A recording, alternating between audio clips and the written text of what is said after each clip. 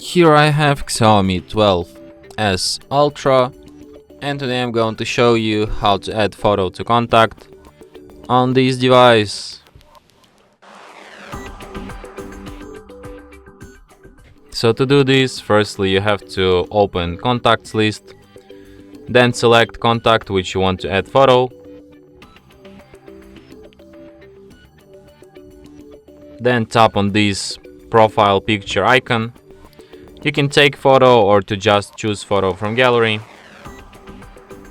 Allow. Then you select the photo. Here you can adjust it and then tap OK. And as you can see, photo to contact added. And that's it. Thanks for watching.